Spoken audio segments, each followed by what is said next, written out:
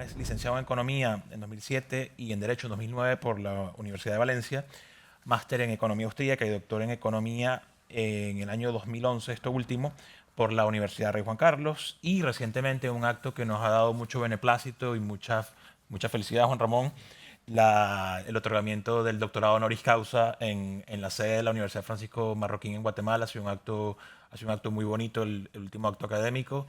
Y bueno, Juan Ramón ha sido, no sé si era consciente, pero nos representaba a todos quienes estamos de este lado, como decimos vulgarmente, del charco, de la UFM, pero que estamos más del lado de Madrid, pues nos sentíamos allí muy bien representados por Juan Ramón en ese recientísimo acto. Bueno, ha sido profesor de economía aparte de la Universidad Rey Juan Carlos, actualmente lo es de UFM Madrid, en ISEAD Business School, en el Centro de Estudios Superiores Online Manuel Ayao, es decir, en OMMA, que también es de la casa, en IE University, y asimismo es decano de la Universidad de las Hespérides. Es, yo diría, el mayor divulgador contemporáneo, aparte joven, en lo atinente a principios y aplicaciones del liberalismo. Cuenta con permanente exposición tanto en medios de comunicación como en redes sociales, y sus publicaciones son de enorme utilidad para difundir y discutir los principios liberales. Me remito simplemente a su coordinación en un modelo realmente liberal, en la también reciente Liberalismo, los 10 principios básicos de orden político liberal, contra la teoría política, monetaria moderna, que ya tiene una contestación reciente y está en la Feria del Libro actualmente. Y, por supuesto, la obra más reciente, sus 2 volúmenes de Anti-Marx, que lo ha presentado también recientemente en acto aquí en UFM Madrid, Crítica a la economía política marxista. Y yo diría, para darle el uso de la palabra, que uno de los mayores valores de Juan Ramón, aparte de saber combinar el tema, las explicaciones de teoría económica, que no siempre son sencillas para el común denominador, porque tiene conocimientos, obviamente, al ser licenciado en Derecho, ha acercado mucho este conocimiento desde una perspectiva práctica a los más jóvenes. Los actos aquí de UFM Madrid, para quienes conocen recientemente la sede o vienen por primera vez el día de hoy, vamos, es que se llenan de jóvenes. Yo he venido muchas veces y Juan Ramón, por esa exposición mediática y por la claridad con la que difunde y la facilidad de seguirle, pues es un alto valor. Así que me parece excelente que se sume al panel y combinemos ahora los temas que venimos hablando, que son temas un poco más ortodoxos del derecho público, con su exposición que versará sobre el derecho de propiedad como piedra angular de una sociedad libre. Juan Ramón, gracias. Bueno, pues muchas gracias por la invitación y tanto a UFM como al conjunto de panelistas. Bueno, mi intención, como bien has comentado, es hablar sobre cuál es el papel, cuál es el rol, cuál es la importancia que desempeña el derecho de propiedad dentro de una sociedad y dentro de una economía. Y voy a plantearlo más específicamente sobre el papel del derecho de propiedad, el papel económico del derecho de propiedad, más allá incluso de la vertiente que también la tiene, claro, del derecho de propiedad como protección de las libertades personales y civiles. Entonces, todo sistema económico, antes incluso de plantearnos las normas que lo regulan, todo sistema económico tiene que responder a las preguntas básicas de qué producir, cómo producir y para quién producir. Esas son las 3 preguntas básicas de cualquier economía. Para responder a la pregunta de qué producir y cómo producir, necesitamos de información. Necesitamos solventar el problema de la información. Necesitamos conocer cuáles son las preferencias de las personas y cuáles son las posibilidades tecnológicas disponibles en esa sociedad. Si combinamos preferencias y tecnología, podemos determinar qué producir y cómo producir. Por tanto, qué producir y cómo producir, problema de información.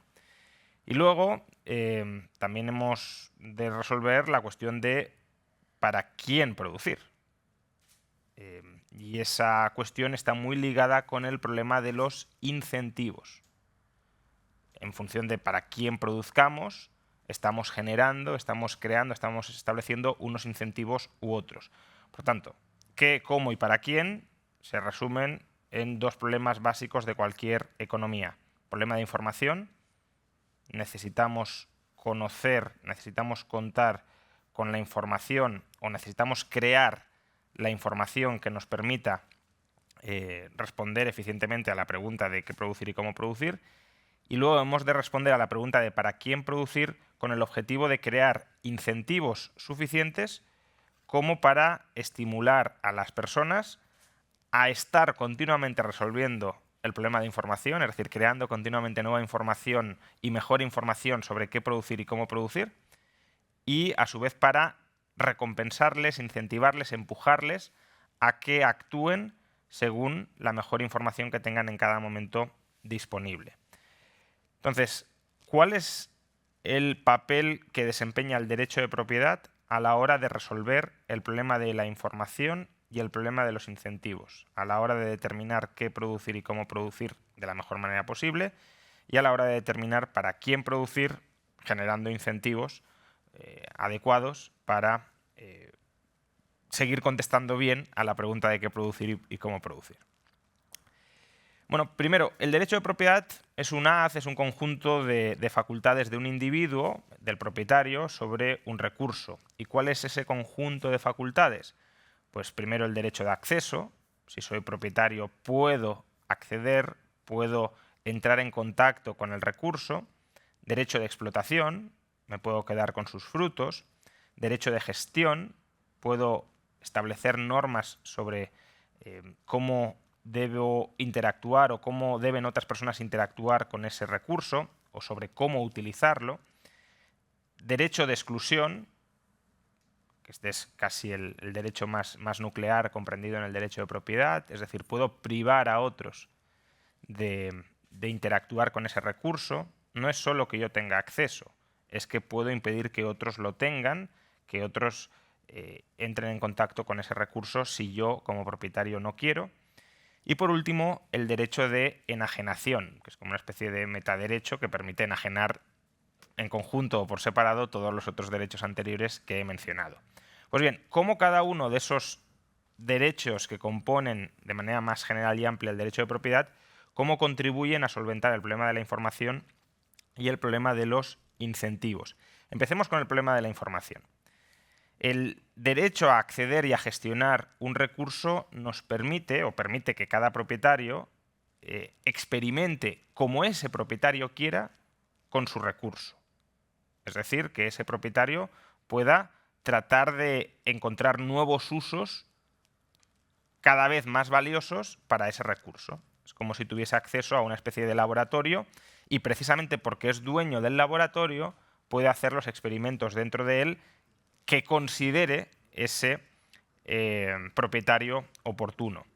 Por tanto, el derecho de acceso y de gestión comprendido en el derecho de propiedad nos permite descubrir formas más adecuadas de generar valor, de utilizar ese recurso. A su vez, el derecho de exclusión permite impedir que otras personas puedan experimentar de maneras contradictorias con nuestros planes sobre ese recurso.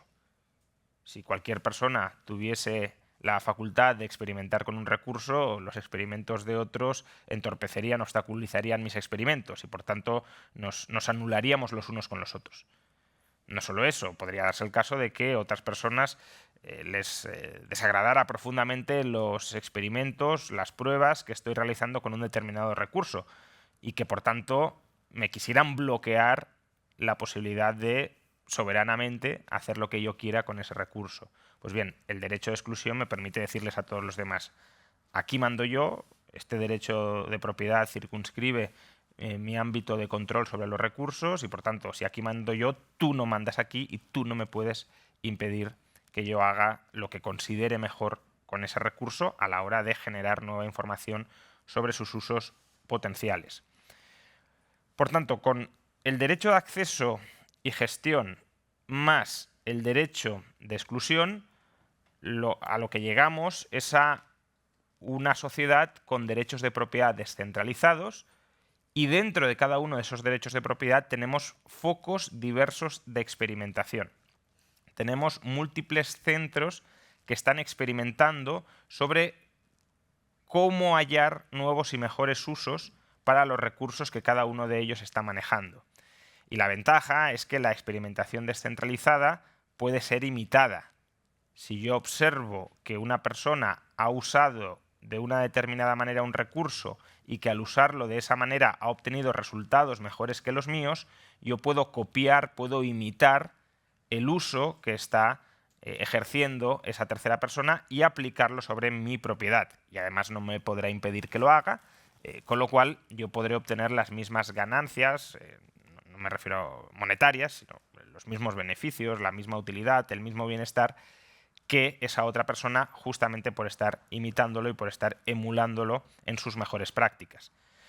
No solo eso, también podemos observar a quién no debemos o a quienes no debemos imitar.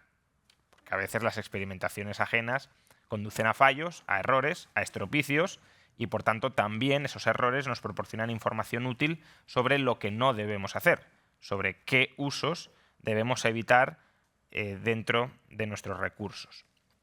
Por tanto, el derecho de propiedad solventa o ayuda a solventar, no es una solución definitiva, hay muchos otros problemas de coordinación social que hay que resolver más allá de este, pero en una primera instancia solventa o contribuye a solventar el problema de la información, qué producir y cómo producir, permitiéndonos una experimentación descentralizada y soberana sobre los recursos sobre los que cada uno es propietario.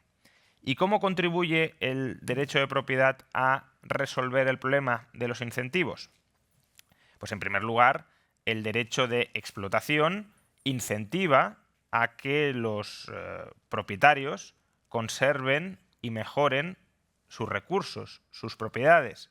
Precisamente porque los frutos de mi propiedad me los quedo yo, tengo una razón muy fundamentada para tratar de cuidar, tratar de proteger, tratar de mejorar esa propiedad que me está dando esos frutos que son para mí o para las personas a las que yo elijo transferir esos frutos y que, precisamente porque lo elijo, será un fin que yo valore y que a mí me importe.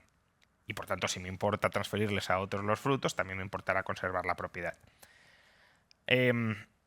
A su vez, el derecho de exclusión le otorga a ese propietario la facultad de excluir a otros de los frutos de su propiedad. Por tanto, no es solo que yo escoja quién se va a quedar o quién va a disfrutar, quién va a gozar de los frutos de la propiedad, yo u otras personas a las que yo haya elegido, sino que solo yo puedo escogerlo y no terceros. De nuevo, si terceros pudieran escogerlo, si cualquier persona pudiese escoger qué hacer con los frutos de la propiedad, el incentivo a cuidar y a proteger la propiedad desaparecería porque habría un expolio generalizado de las propiedades, como luego trataré de referirme. Y a su vez el derecho de exclusión también permite que los efectos adversos de las decisiones de otras personas sobre su propiedad no afecten a mi propiedad. Esto económicamente diríamos que el derecho de propiedad prohíbe las externalidades negativas. Si tú experimentas en tu propiedad y eso repercute sobre terceros, esos terceros no tienen por qué soportar el daño que tú les estás causando. Por tanto, derivado de ese derecho de propiedad, surgirá un derecho de reparación del daño y de indemnización.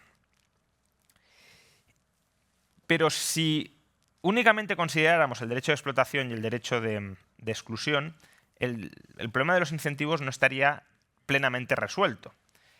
Imaginad que yo soy propietario de un recurso y me planteo una inversión sobre ese recurso, es decir, una mejora de ese recurso que empezará a dar sus frutos dentro de 100 años.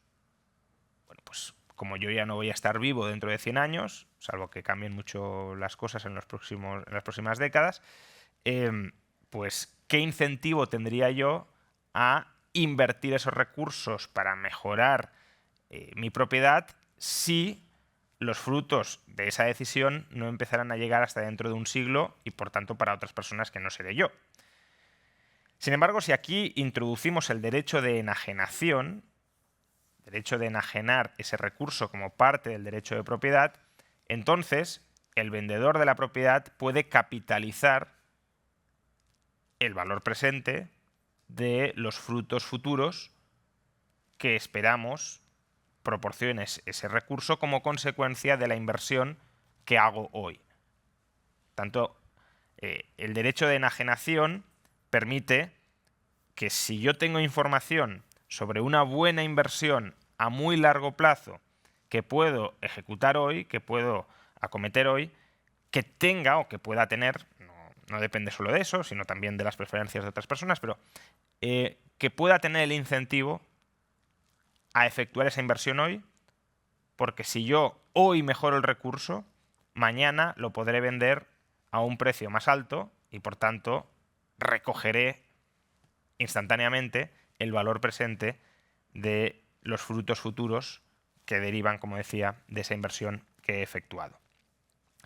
Por tanto, derecho de propiedad es un derecho clave, capital, para que una sociedad pueda resolver adecuadamente los problemas de la información y los problemas de los incentivos.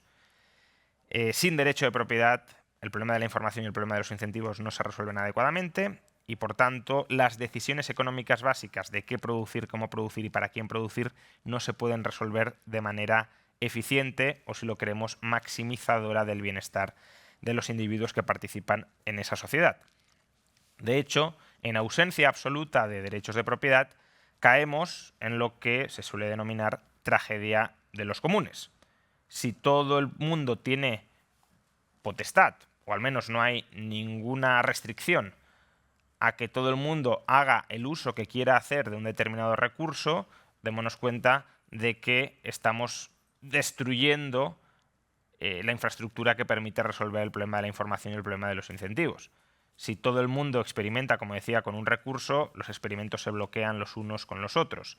Si todo el mundo puede consumir ilimitadamente los frutos de un recurso, nadie tendrá incentivos a mejorarlo, porque yo lo mejoraré y otro vendrá y se comerá las mejoras o los frutos derivados de esa mejora que yo he acometido. Por tanto, una persona estaría soportando los costes de mejorar, mientras que otras se beneficiarían de los réditos de esa mejora. De modo que el desincentivo a mejorarlo sería muy claro.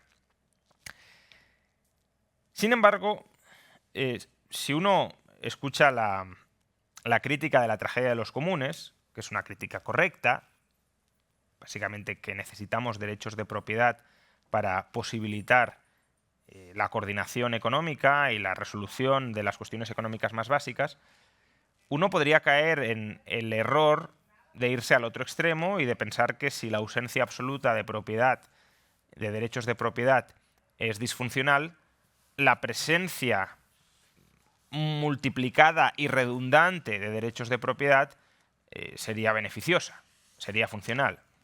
Y no. De la misma manera que puede haber un problema, la tragedia de los comunes, como consecuencia de la deficiencia de derechos de propiedad, también puede haber un problema de coordinación social a la hora de responder a las preguntas de qué producir, cómo producir y para quién producir, si hay demasiados derechos de propiedad. Esto es lo que técnicamente se conoce como tragedia de los anticomunes. Por ejemplo, si un objeto es propiedad de dos personas, imaginemos un local comercial, pues ahí puede haber un derecho de veto recíproco. Yo quiero que este local sea una peluquería, yo quiero que sea un almacén. Si no llegamos a un acuerdo, yo bloqueo tu decisión o tu deseo, tu preferencia de que sea una peluquería y tú bloqueas mi deseo de que sea un almacén. Y el recurso puede quedar infrautilizado. De la misma manera que la tragedia de los comunes conduce a la sobreexplotación de los recursos, la tragedia de los anticomunes conduce a la ociosidad de los recursos, es decir, a que los recursos se mantengan sin uso alguno. O pensemos usos de los recursos que puedan requerir de la combinación de muchos bienes económicos o de muchos elementos que tengan un carácter complementario. Pues necesito juntar esta mesa con esta silla, con este edificio para proporcionar un determinado servicio o para producir un determinado bien. Bueno, si cada uno de estos elementos es propiedad de una persona distinta, podría llegar a ocurrir que si ese recurso es un recurso más o menos exclusivo y el propietario no lo quiere ceder, que el proyecto que resultara de la combinación de todos esos recursos o de todos esos elementos no llegue a nacer, no llegue a experimentarse.